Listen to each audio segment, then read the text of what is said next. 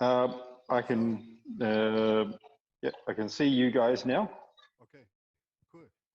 So, welcome, Craig, and to Well, thank you. 2029. And thank you very much for doing this. I know that you're on holiday, so we appreciate even more that you're taking some time to talk to us. Not a problem at all. I'm just going to get myself seated and then we can all start. Okay, cool. So we are here in the B2029 space, which Stefan and I co-founded last year, and we want to become the Bitcoin hub for Berlin and Germany. So one of the things we do is that we hold these the Hello Metanet workshops where we gather a group of people with the idea of just coming together, learning, tinkering, hacking, trying to build stuff, trying to discuss and figure out things. So let's dive into the topics. So we have four clusters of topics identified. The first one is some historical questions. Then we have a general question about Bitcoin, then about governance, and then yes, a question about digital identity. I suggest we just dive in and with the historical question. And Alex. What was the biggest assumption you had in 2009 or when you were developing Bitcoin that turned out to be completely incorrect, not including people's use of Bitcoin?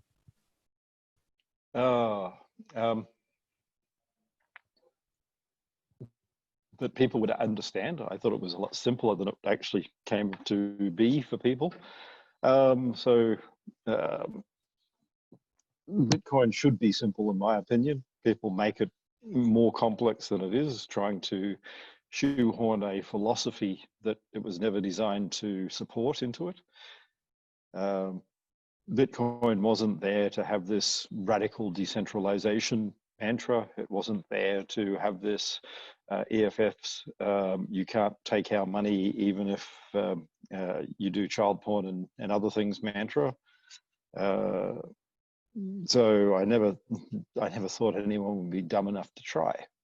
Obviously, I underestimate the amount of dumb out there. Stupidity is far greater than I ever expected. Okay, so there's another one. Okay, yeah. What should have been in the white paper that isn't, or is it complete in your eyes? I could have explained it a lot better. Anything specific? I could have said nodes and users are different and explained that in more detail. I could have sat there and said, look, nodes actually end up as commercial entities.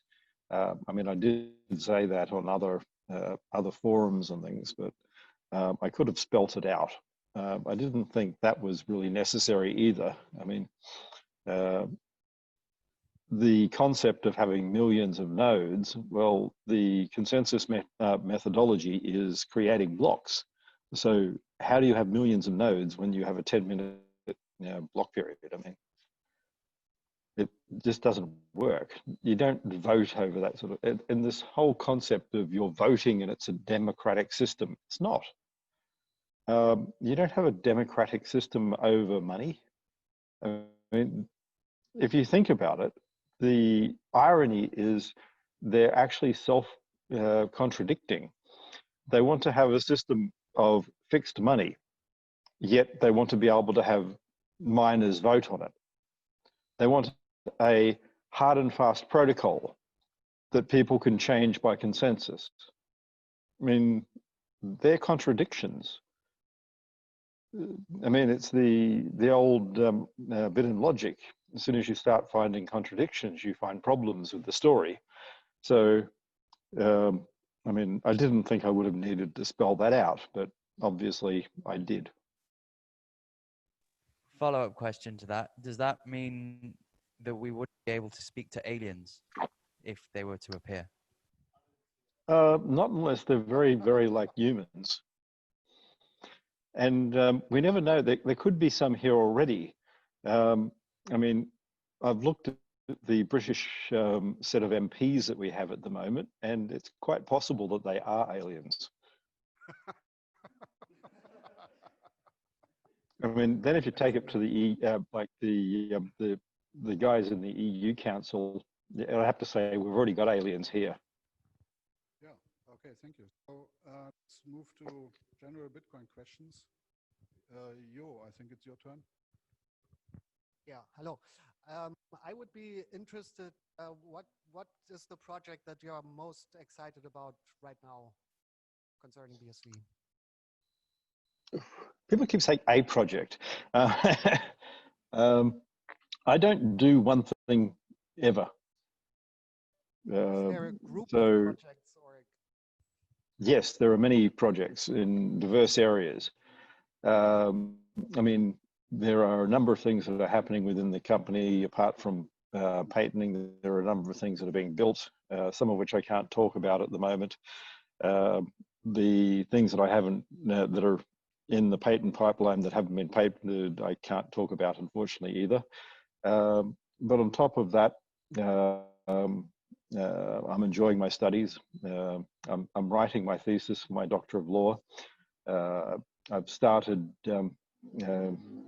some Master of Art studies, including a number of wide areas that most people would never sort of peg me at doing. On top of that, we're starting to clean up and have people start to listen to what Bitcoin should be and start to understand that it's not this radically decentralized system and it can't be one, which means you're not going to get away with some of the most heinous crimes that are out there that people are using this for. Okay. So a bit related.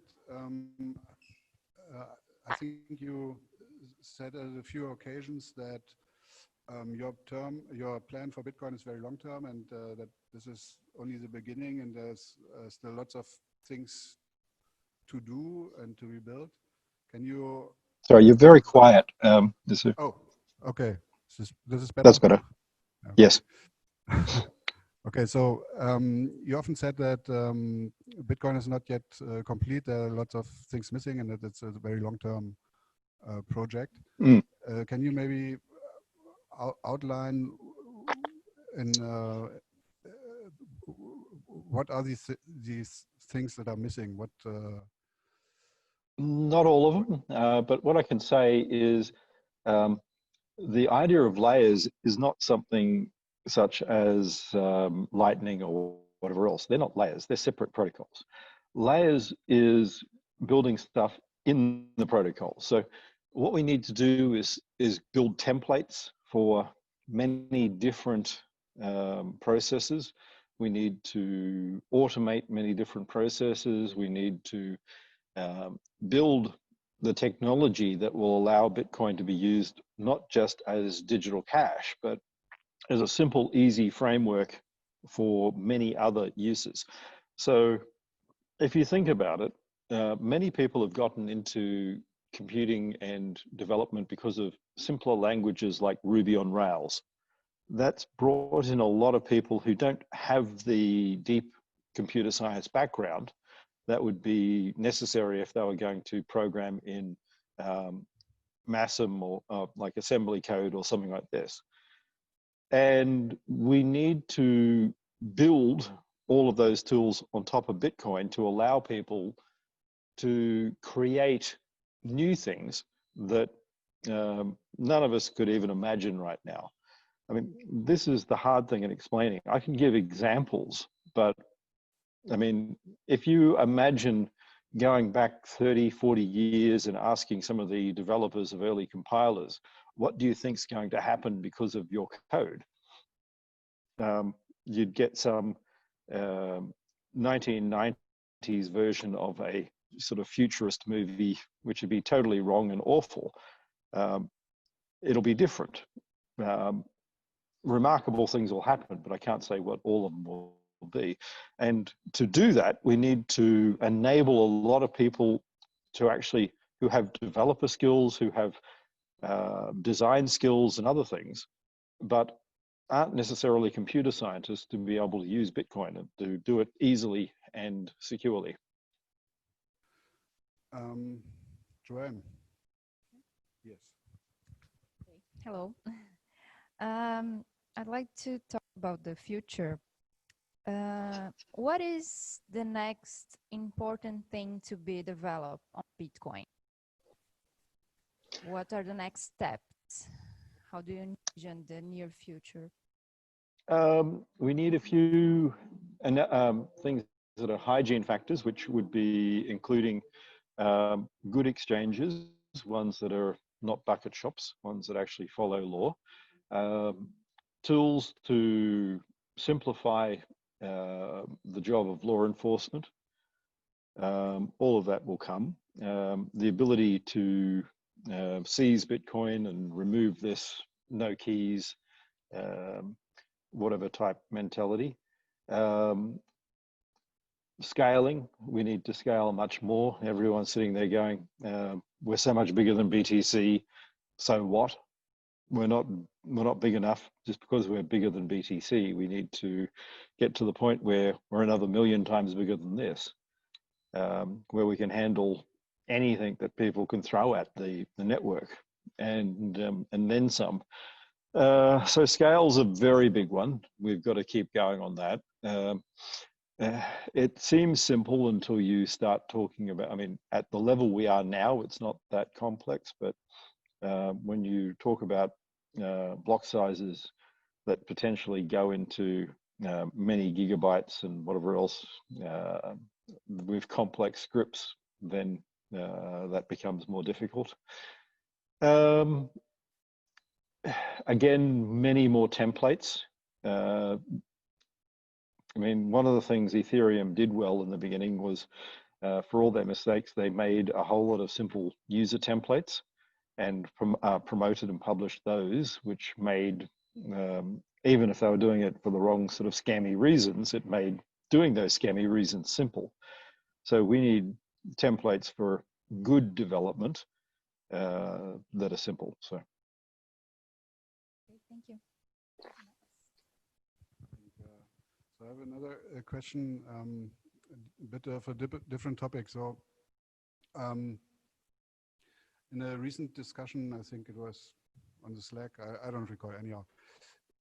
So there was a discussion about what kind of money function can Bitcoin be in terms of, someone said, and I think I in the beginning also believed that Bitcoin would be like the world reserve currency, but I think you strongly stated that this would not be the case.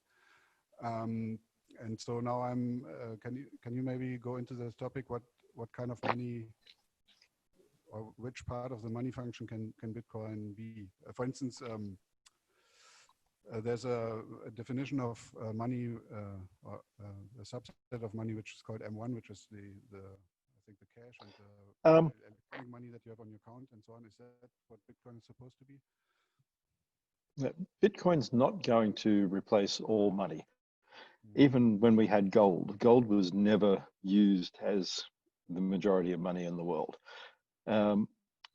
What we will end up with is we'll have banks and other such things who hopefully will use Bitcoin for settlement, reducing the amount of fraud. They will build settlement systems on top of Bitcoin, allowing them to have instant clearing of in bank accounts. Foreign currencies, using it as a cash mechanism so that we can have smart cards, phones, and other things where it becomes regulated government stable coins. The ability to implement other types of tokens that can be monitored, tracked, and updated very quickly. And micropayments for all sorts of things. I see micropayments being a global use. It will always be cheaper to use native Bitcoin than over something like a stable coin. So implementing stable coins for like US dollar, euros, things like that will enable very quick, instantaneous exchange of money, especially at small amounts. If we're talking in the order of a few $100s at a time, then using US dollar to Bitcoin directly would be incredibly fast online. Wouldn't have all the money laundering overheads. wouldn't have all the fraud overheads that need to be done, allowing people to then have micropayments for all sorts of applications, whether it's not having advertising on web pages, whether it's not being paywalled in the way that we are now, and being able to individually read articles to where you want to read it to, all sorts of fun things like this. So what else will it do? It will keep records of what are in all of the banks and corporations. So if we think about a recent thing, we had Wirecard. Wirecard's been indicted for losing, inverted commas, several $billion, and you won't be able to lose any of this money anymore with a system where you can actually track all of the transactions. There won't be any fake accounting or multi-billion-dollar frauds. So if they do happen, you'll be able to follow the money back and seize it back. So that will change the nature of how money works as well. If I understand you correctly, then Bitcoin itself would be a kind of monetary unit for microtransactions, for everything that's directly on the network, but for... And a protocol for other transactions, yes. And yeah, okay. And so everything I would do in the real world, I would use dollars on Bitcoin or euros on Bitcoin or... Yeah, much of that's not going to stop. People seem to think that we're going to go into this anti-state, whatever. They don't have any idea what they'll replace it with, though. And we're not going to replace the US dollar. The US dollar is not going to collapse anytime soon, like people for the last 150 years have been saying. The US dollar's stronger than all the other currencies in the world. No one's going to cause it to collapse, because think about it for a minute. The people owing them money are Chinese. If the American government just basically said to the Chinese, screw you, we're not paying back your debt, then something like 70% of the US national debt disappears overnight. America becomes infinitely stronger, enables America to fund all the things they're wanting to do. I mean, it's not the Americans and the American dollar who are in a precarious position. It's the Chinese. If Donald Trump basically wanted to, end up in a war, simultaneously, he could basically pull the rug from out of the Chinese economy, completely screw them up. They're much smaller than everyone thinks, especially in the Navy. And so this idea that it's all going to collapse, that's thinking like normal people think, where the bank can come in, but there's no one to come into the American government. So the American government is going to want to be paid in American dollars. And that's for tax and all the rest, not Bitcoin. And if they're being paid in American dollars, then why are they going to really care about Bitcoin in any way? Bitcoin's never going to be on that size. I know people love to run around thinking these things, but if you think about it logically, that's not how systems work. Bitcoin can become a medium that US dollars transact over. And that's actually something amazing, because then we get to follow all of the transactions and reduce the amount of crime, reduce the amount of money laundering. But that's a different issue. So I've written my question down to try and make sure I don't make a mistake. So when I think of set in stone, the US Constitution comes to mind, as the First and Second Amendments are fundamental and difficult to change. How does the governance of Bitcoin look, since it is not as easy a concept to grasp? For example, I can easily say freedom of speech, a person should be able to speak their mind. Right to bear arms, well, a person should have a gun. Bitcoin, a little bit more difficult to explain to anyone, just anyone off the side of the road. It should be fairly simple. I mean, it's not whether you like the protocol or not. This is what was created. So it's not about miners deciding. and then nodes following it and all this stuff, what you end up with is a different protocol. So there have been these sort of nefarious, we're going to move you onto a different protocol, things called soft forks. And soft forks don't change Bitcoin. They move people onto new protocols. So Bitcoin stays as Bitcoin, but we're going to shoehorn you onto a new protocol without you knowing. That's what a lot of people have been doing. So the reality here is there's practically nothing you can't do using script.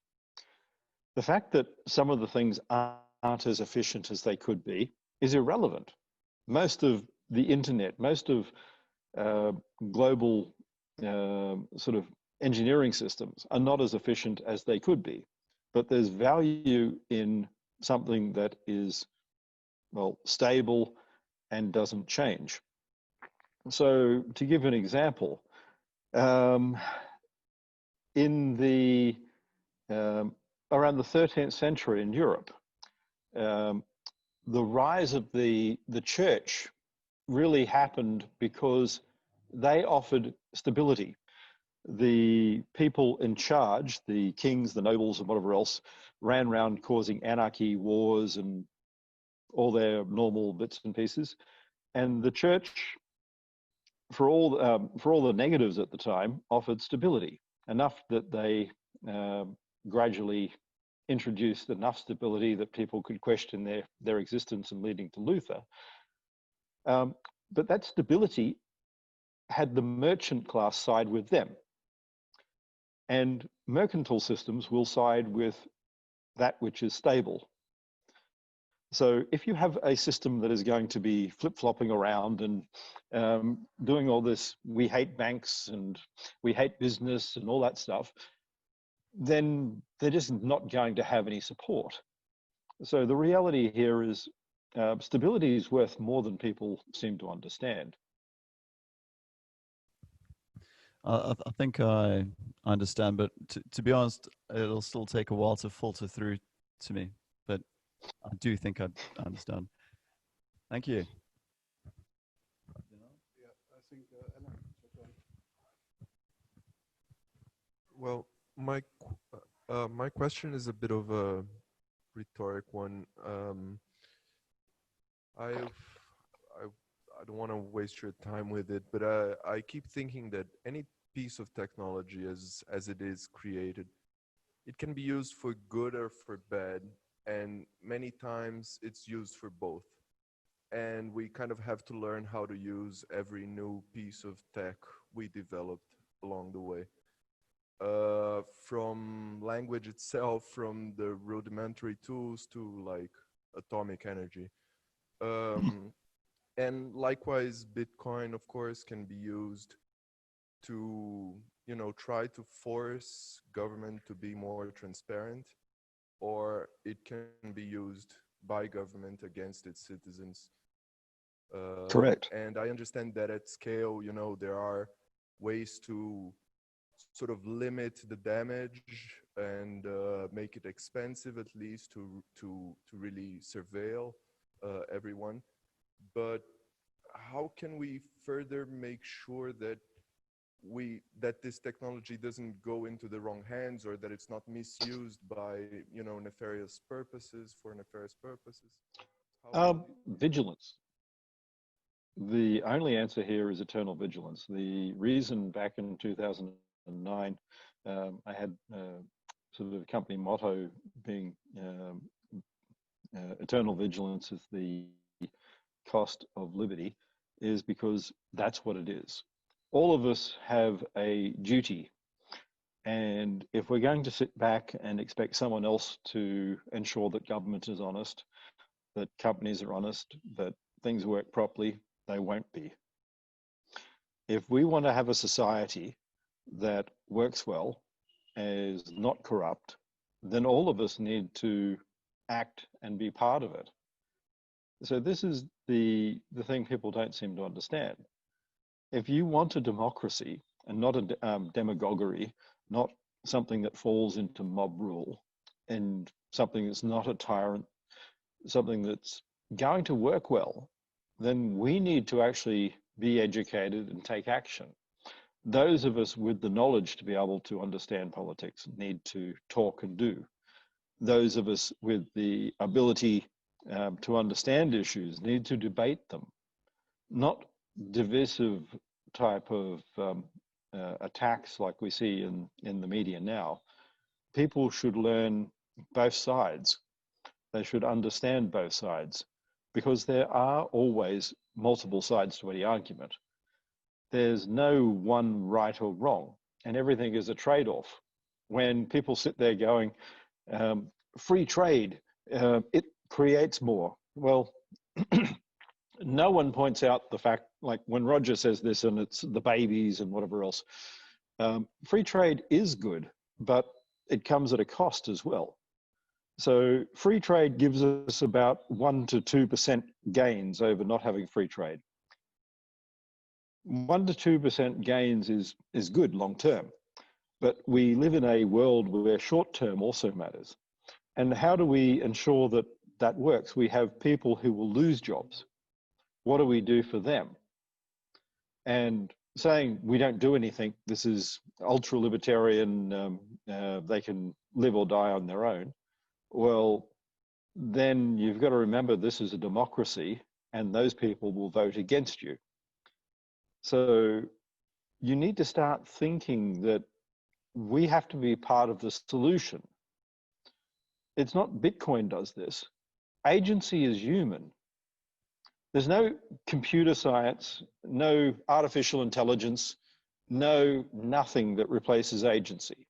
Silicon Valley will tell you in their dreams of 2030 with Kurzweil's idea of a world run by computers, that agency doesn't matter. Bullshit. We have not progressed at all in agency. At all. The biggest Google computers are no smarter than a brain-dead slug. None of them have agency.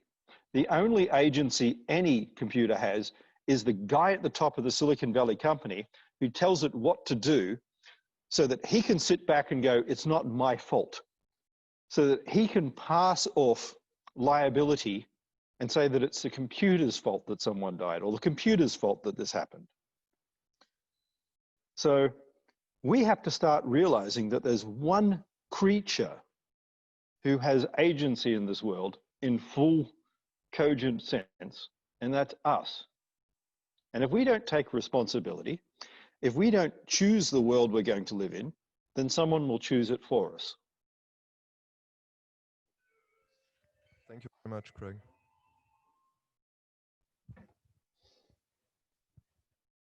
Hi. Yeah, I was wondering whether you follow the recent developments in digital identity and what you think about W3C DID standard. I think that standard has a long way to go. I think it's a good attempt. Yes, I won't go into a lot of detail because it's an area that we are actively both developing on and patenting. But what we need, part of the nature of Bitcoin, ECDSA and all the rest, and some of the things I've talked about with the ability to hierarchically add values, etc., is that we could have a registered identity but still have pseudonymy with Bitcoin. And that becomes important. Now, that gives the ability to trace, but to only trace openly. So, for instance, you won't stop China from human rights abuses, but the world will know. I mean, we can't stop China from doing that. They just won't use the technology. But what we can do is have a system that is transparent so that if the Chinese government decided to crack down on Hong Kong, the world would know and people can't hide it. And that's more powerful than you think. The ability to see what a rogue government is doing is powerful. A lot of the reason why the Nazi Party in Germany rose to power in the 1930s was people didn't believe what was happening. They didn't believe that anyone could do these things. They, like even Chamberlain and the British government at the time, refused to accept that another government could do this. And right now, many governments refuse to believe what they're being told. They think it's just hysterical. So if we can create a system where if people want to be involved in global finance, they leave trails, then we can actually have things proven. And if we have proof, then people have to actually make choices and act on them. So.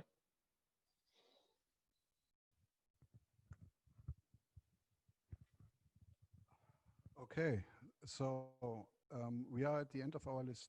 So I believe we have still a few minutes left, right, Craig? Yep. What else? Speaking of the rogue governments, the world's changed very quickly in the past 6 months. Do you think there are any conspiracy theories that are likely that you can discuss? I'm not really one for conspiracy theories. I think all of these things happen, and I think conspiracy theories give more credence to what's happening than people like to admit. I think the reality is government and public service are a lot dumber than people think, and this is half of. So there are always people with agendas, and sometimes opportunities come up, and they grab them and run with them. So, is it a conspiracy? No. Generally, people sitting back and not doing something.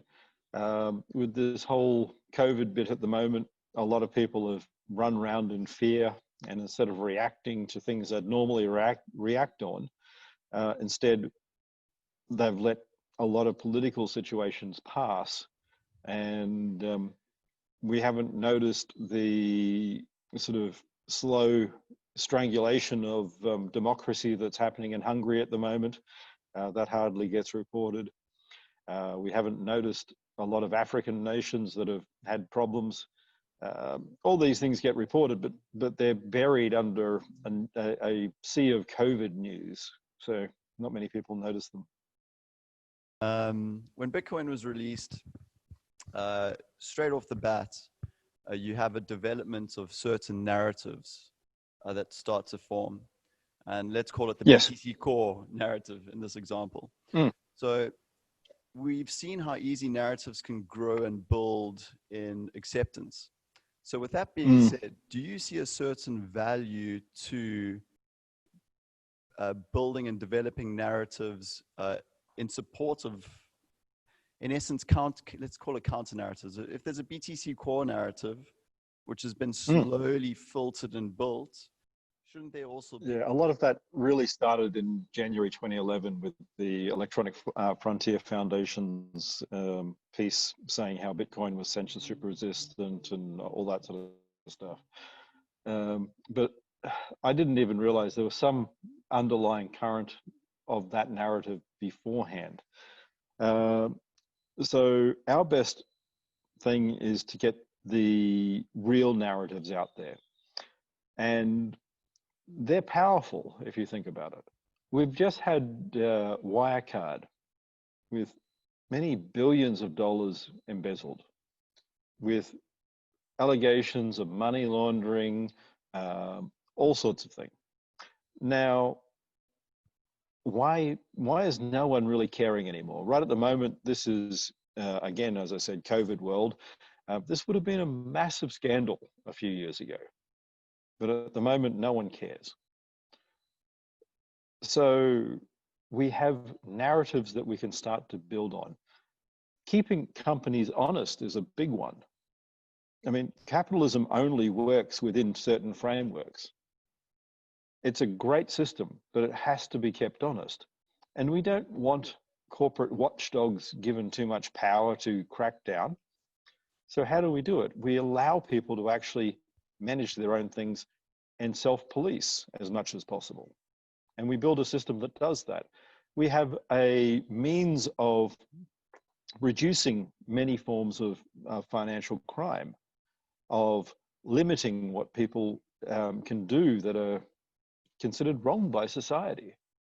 So I had an early thesis on criminology I did was basically that crime is mostly economic in nature, so that if we make it more expensive to commit crime, we'll get less crime.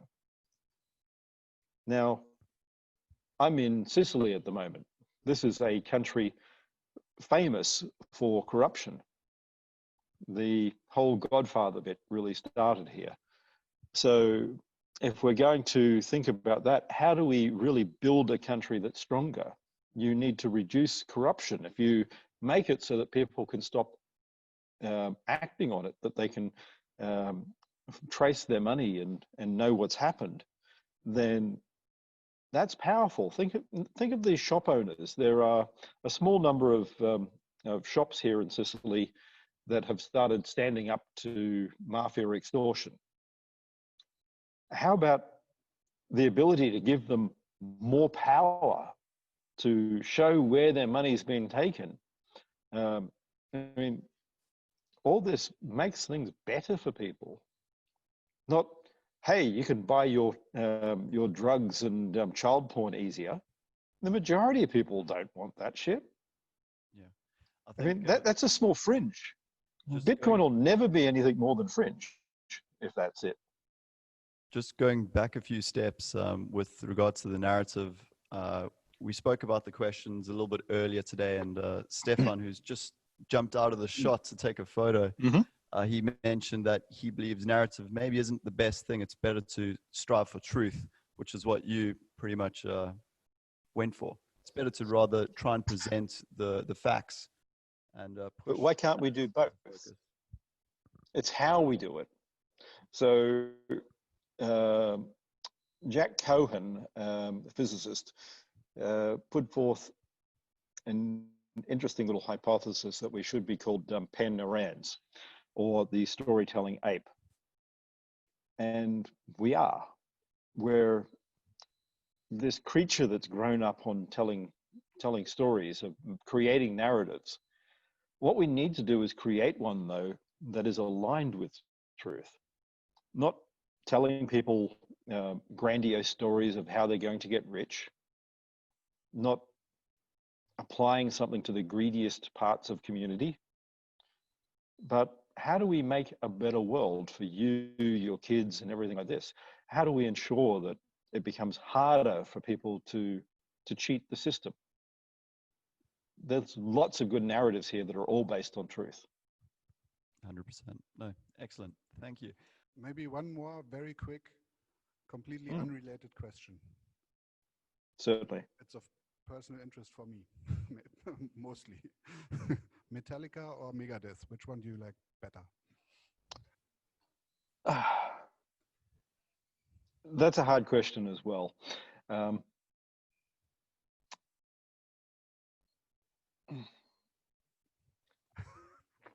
Metallica probably have a better range, but there's more raw passion in Megadeth.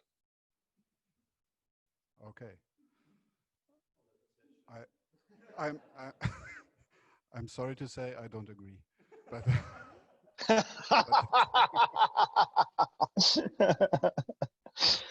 to me the choice is clear. It's Metallica. Anyhow. Okay, Craig. Well, I like both, so that's all I have to say. I can probably live with that, but yeah.